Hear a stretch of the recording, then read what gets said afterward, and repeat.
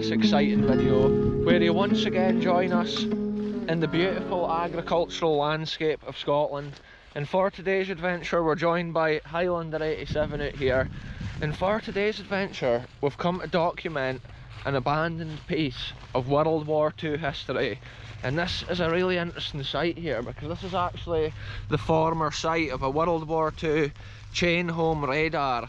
And this was a chain home low radar site which actually looked out for low flying aircraft across the North Sea here on the east of Scotland.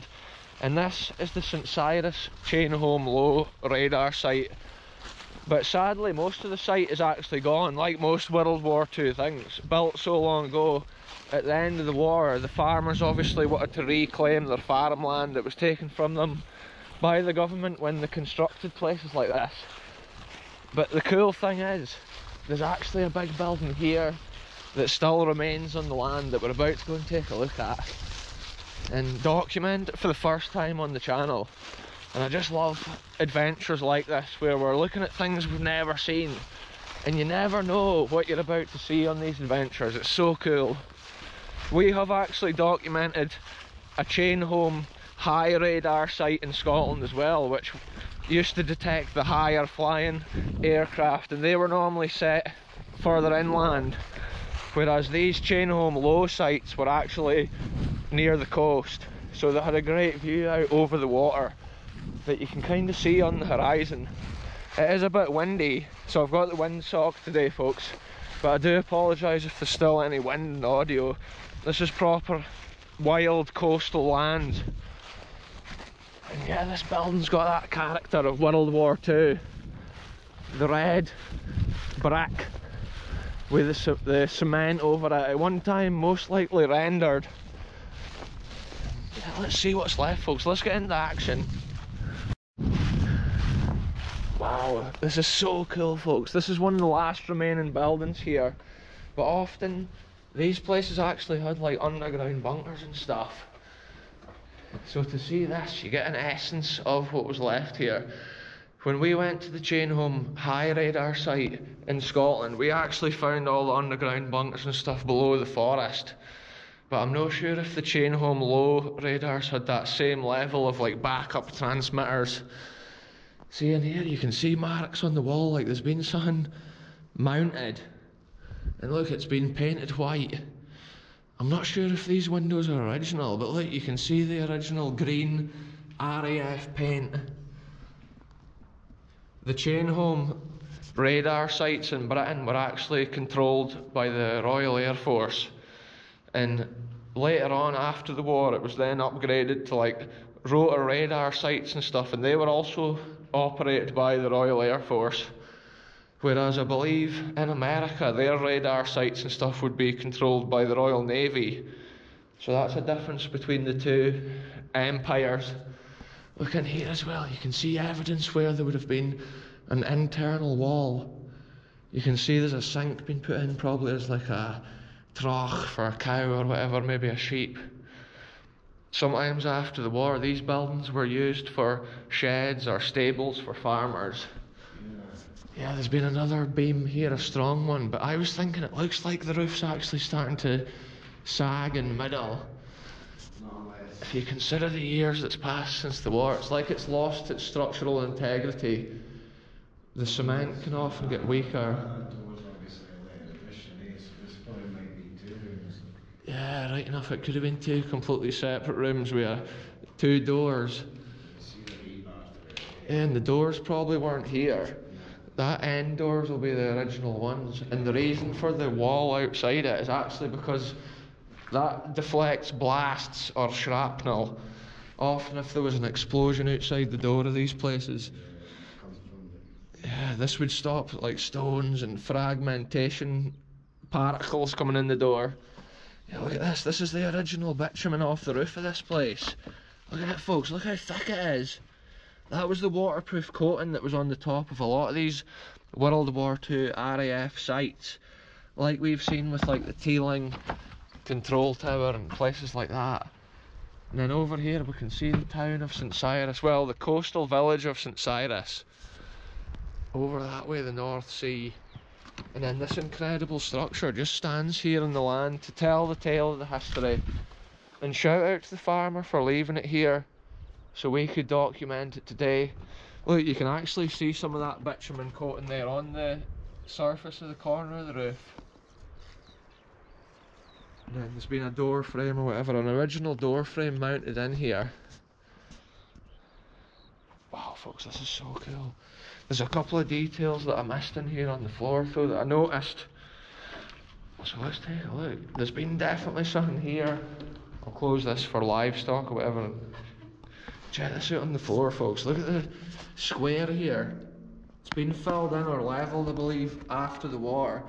But I think this here is the actual original conduits here on the floor. And then this would have been like a platform or a plinth, maybe for like a generator or a crazy piece of electrical equipment. You can see here as well, these conduits have been filled up with cement. And that would have been to get a level floor further stable. Look at this. Is this not an original pipe coming up into the site? Look, it is. That's coming out of the ground. Wow, what has this been here, folks? That is incredible to imagine what that is. Look, that'll be an original hole up there. Yeah, it looks original there, I would say. It looks like an old bit of drainage pipe, but mind at Teelan they were using pipes like that for the electrical conduits and stuff. So it is interesting to theorise. Look, you can see the original rebar shape there that had been through the concrete. And then they used to pour it onto the wooden shuttering. As they do with modern construction, it's still a similar method.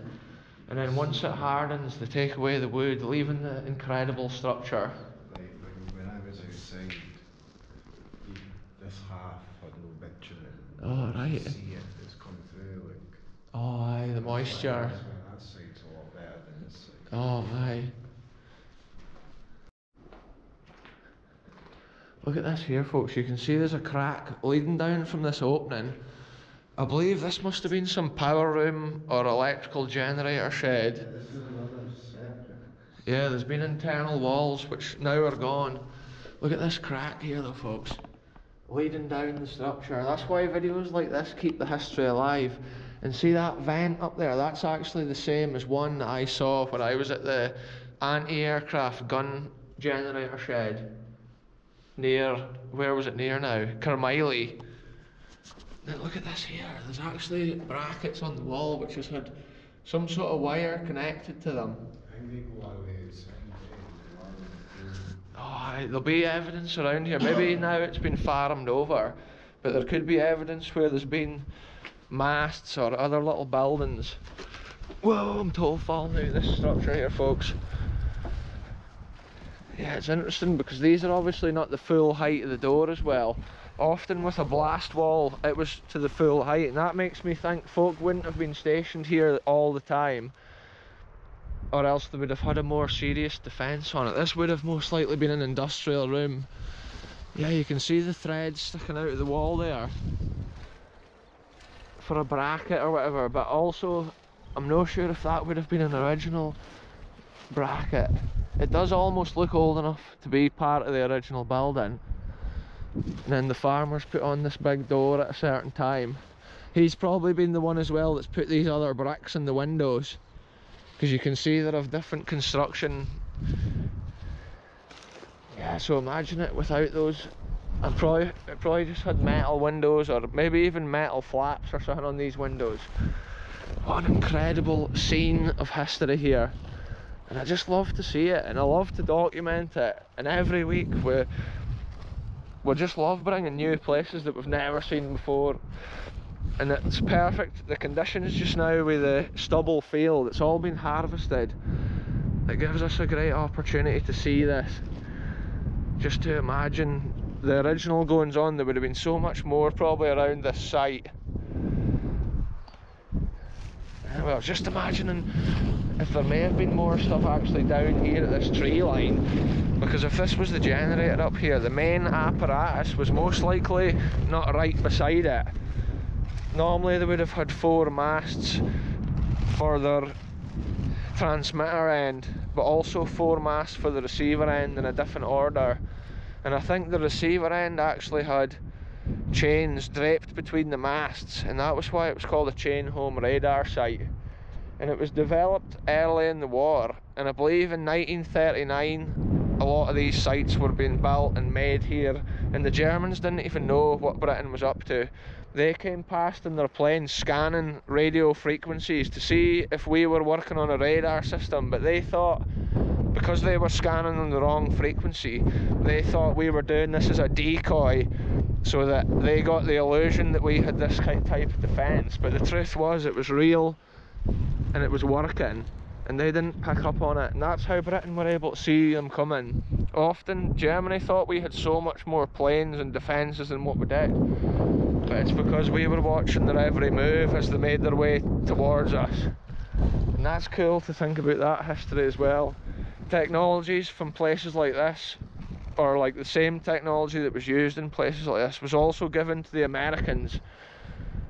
And it is believed that they actually saw the approach of the attack on Pearl Harbor, but they thought it was a fault in the system, so they did nothing about it, and then it turned out to be a massive incoming invasion from Japan at that time. But yeah, it's amazing World War II history, and once again on the channel, check it out here folks, we get an excellent angle of that World War II history from the side of the field. Now we're heading down to look over the fence at the bottom and to see if there's any historical buildings down here. It is interesting to think, surely that isn't the only building that's left from that time period. Wow, there's an incredible view looking down over St Cyrus Beach on to Montrose Beach, I believe that is in the distance. Check it out folks, here's evidence of the World War II history, potentially right here. Look at it, there's a lid. It could be a drain, but it's most likely to be related to the World War II history here. Wow, look at it, there's water. Then what it'll be just like a field drain or a site drain, because even in World War II they drained these sites so that obviously they had a good foundation for what they were doing and what they were building. But that drain might even date before the war and into the ancient times, the Victorian era or whenever, when these lands were first getting made into agricultural lands, maybe even way back to the 1400s. That's how crazy Scotland is. There's just history from all time periods, and it's like layers. Sometimes you have to try and figure out what era you're even looking at with the history. Oh, is this a railway? Wow. So there's an interesting bit in this adventure folks. There's a wee rail. Is that an abandoned railway then, eh? No. Is that the current railway? No, look, it's totally overgrown. Look, there's a tree that had grown in it. What? That must be the abandoned line that would go all the way up the coast here. Remember it come over the viaduct at St Cyrus from Montrose? I've just never seen this part of it. So there you go folks, that's another bit of history we've documented today. Oh look, there's a wee bit for climbing over here. I'm just going to peek over into this massive hollow in the land. Here, that's super interesting that this chain home site is overlooking all this. And look, there's an old railway bridge and stuff up there. Wow, it shows you folks, see this hollow? It's mad to see how much they actually dug out and engineered the land back at the time when they were making these railways. Look over here, you get such a nice view of this beach. Yeah, it's weird how they've built this into here, and then literally the other side of there, it's just such a massive drop. From the size of this tree, you can really get an idea of how long this railway's been abandoned. It's a crazy spot. There's even like wee gates, so I'm not sure if maybe the farmer used it as a bit of a path at one time to get to other fields. So the cool thing with that railway track folks, that railway track was actually in operation during World War II. Steam trains used to go up and down that line, because I actually watched the cool old cine film on YouTube of the steam train going up the coast, and I could see all the old World War II defensive positions at like Inverbervie and places like that. So it's mad just to think how much the land changes in that few years. Documenting these places is cool at this time, to see what is left. And just look what a big scar in the land this seriously is. Look at this, Highlander 87's found a rare feather here. Looks like a hen pheasant. So we're walking back up out of that kind of den area. I think most of the mast bases and whatever else seem to have been deleted after the war, demolished, and then maybe one day the same fate will happen to this building. Once that roof falls in or whatever, then it'll be just a pile of rubble in the field. It's amazing the size of it, but also it's symmetrical. I'm not sure if that's been maybe even like a transmitter block.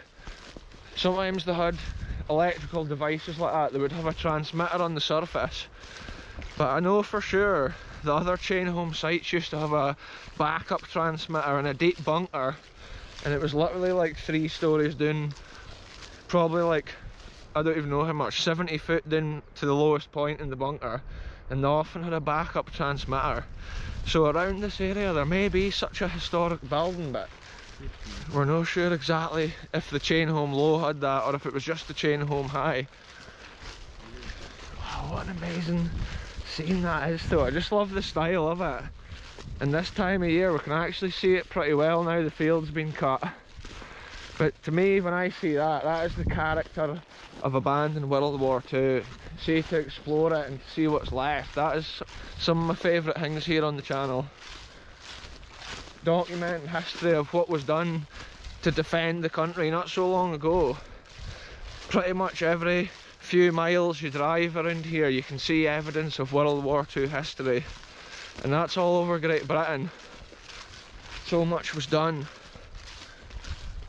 Britain was actually fighting World War II against the Germans ferociously for 3 years before America and that even joined in with World War II. So that gives you an idea how these places came to be. It was like one country against Germany for a very long time. And it was Britain that actually trained a lot of Russian pilots and stuff in World War II as well, and supplied them with some aircraft.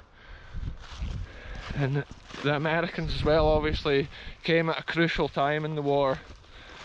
But yeah, it's interesting to think of all that history and how each of these sites is actually linked. Each one played its role.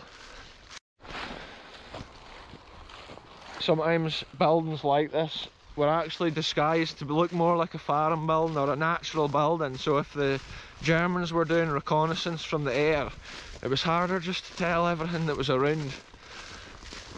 So aye, it's interesting. It is interesting that that's there, and there's another red building at this side. So we're not sure if the two of them's from the same World War II time period, but the one over there is next to the private farmyard, so it's harder obviously to go over there and document the history, especially when it's maybe not even related to the site. It could just be a shed.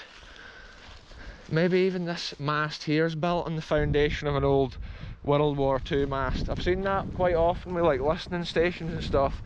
Modern phone masts are built on the old World War II cement pad. Look at this. Sunflower here growing in the land. A little bit of colour for the end of this video. But yeah, it's been super cool today, folks. I've absolutely loved seeing what we've seen. Check this out, folks. Right next to where we parked, there's actually this interesting concrete kind of bit, and we've just come over for a wee peek at it to see if it's World War II related or it's maybe just some other item. Oh look, it's a big water tank. See, it's maybe farm related rather than World War II related. Still interesting to see though, folks. We're now at the other side. The old structure we looked at's over there, but because I'm parked so close, I just thought, I wonder what that is. The adventure, the curiosity, that's what exploring's all about. Anyway, we're going to end this video here, folks. Thanks very much for watching. Goodbye from me, goodbye from Highlander 87. You can check him out on his channel as well on YouTube. But yeah, we'll be back soon with the next adventure. See you soon.